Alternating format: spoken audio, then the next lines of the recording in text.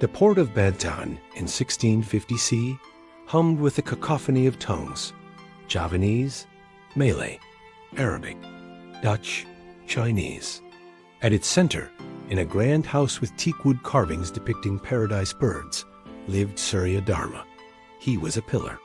Pillar of trade, pillar of the mosque's treasury, pillar of the community. At 50, his belly was full from fine food, his warehouses fuller with pepper and nutmeg, and his reputation fullest of all. He led prayers during Ramadan, his voice a sonorous boom during Taraweeh. He donated the marble for the mosque's new minbar. People whispered, "Surely he is among the Awliya, friends of Allah." Surya Dharma, in the quiet of his heart, had begun to believe them. His piety, however, was a garment worn for the market. His obligatory prayers were performed, but his mind was on ledgers. His charity was generous, but his name was carved in stone for it. His fasts were kept, but his iftars were feasts where business deals were sealed with handshakes that sometimes involved subtle interest, riba. He dismissed the inner whisper to pray tahajjud, to weep in private prayer, to purify his intentions. Allah is Al-Ghafur, the all-forgiving, he would reassure himself. Look at all the good I do. One sweltering afternoon, after finalizing a lucrative but morally dubious contract with a Dutch VOC agent, Surya Dharma felt a sharp, cold pain seize his chest. It was as if an invisible hand had reached inside and clenched his heart. He gasped, stumbled against his carved desk, and collapsed. The finest physicians were summoned. Ruqya was recited, but the angel of death, Malakul Maut, does not negotiate. His angel had arrived. With a final desperate thought for his unmade will and his unsecured treasures, his soul was extracted. Kalu nafsin dai katul maut. Every soul will taste death. Quran 3-185. The janazah prayer was massive. The whole town came. The eulogies were long, praising his generosity, his leadership. His family wept as his shrouded body was carried to the hilltop graveyard overlooking the sea. His sons, his wives, his friends all poured handfuls of dark, moist earth into his grave. Their cries were a symphony of loss. But then, as the sun began to dip, they turned away. The children were consoled with sweets. The wives were led back to the house to discuss inheritance. The friends spoke of who would take over his trade routes. The graveyard keeper finished his work and left. Silence. A silence so profound, so absolute, it was a physical pressure. Surya Dharma was alone. Truly, utterly alone for the first time in his life. Then came the squeeze. The walls of the earth, which had seemed so loose moments before, began to press in. It was not a crushing of bones, but of the ruh, the soul.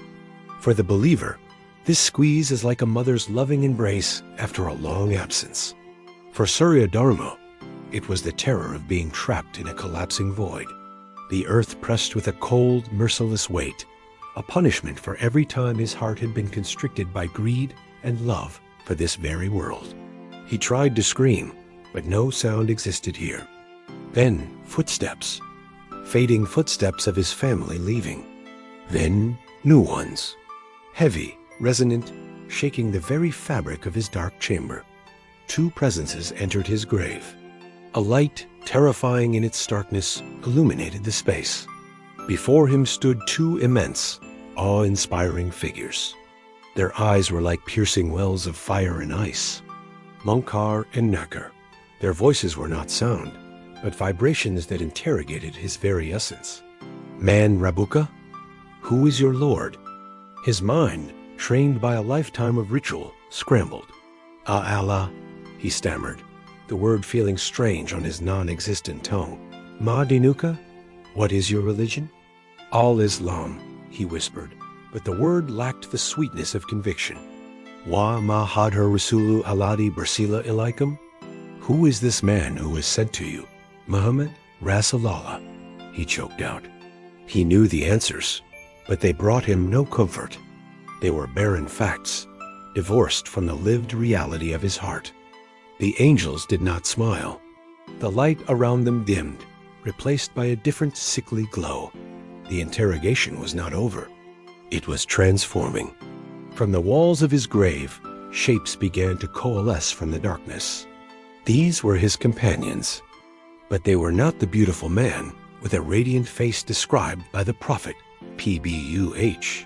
Instead, a wretched, moaning figure shuffled forward. Its form was humanoid, but twisted, stitched together from hurried, mumbled verses of the Quran he had recited without concentration. Its voice was a grating, discordant whisper of disjointed surahs. This was his prayer. Another figure oozed from the earth, a bloated, metallic-skinned creature that clinked and jangled. It was formed from the gold coins of his dubious contracts, the interest he had consumed, the wealth he had placed above his duties. It had no face, only a gaping maw that emitted a cold, greedy aura. This was his wealth. Who are you? Surya Dharma's soul cry echoed in the void. The wretched prayer figure groaned. I am your Fajr, rushed so you could sleep. I am your Maghrib, delayed for your trade. I am the Quran on your lips that never reached your heart. The bloated wealth creature clinked. I am your true companion. You loved me more than your Lord. You cherished me over the poor.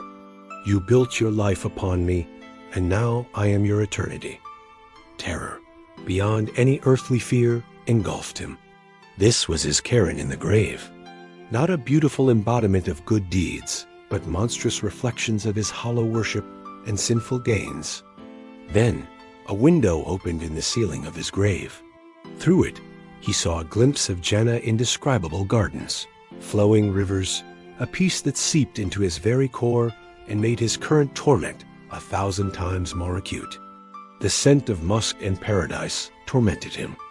That is the place prepared for the sincere, a voice echoed, not from the angels, but from the very fabric of the barzakh, for those whose deeds were for Allah's face alone. Simultaneously, a pit yawned open beneath him, radiating a scorching, dry heat and a stench of decay.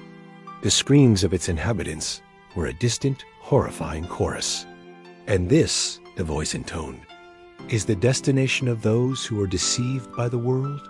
The grave, which had felt constricted, now felt like an endless desert of despair for Surya Dharma. He was suspended between a mercy he could not reach and a punishment that awaited. In that eternal moment, a single devastating realization crystallized, more painful than the squeeze. He had been given a lifetime. 60 years of breaths, of heartbeats, of reminders in the call to prayer, in the aging of his parents, in the death of others. He had watched janazah processions and thought, my time is not yet. He had heard sermons about the grave and felt a distant pity, not immediate fear. He had told himself, I will repent tomorrow. I will pray properly next week. I will give tzedakah secretly when I am richer. Now there was no tomorrow. There was only this dark, cramped, terrifying now. And now that stretched into an unimaginable future until the day of judgment. A plea erupted from the depths of his soul, a plea the prophet, PBUH, said every deceased person makes. O my Lord, send me back, so that I may do righteous deeds in what I left behind. But the response was as final as the closing of a tomb. No, it is but a word he is saying. Quran 23:99-100. The window to paradise closed. The pit of hellfire vanished, leaving only the chilling promise.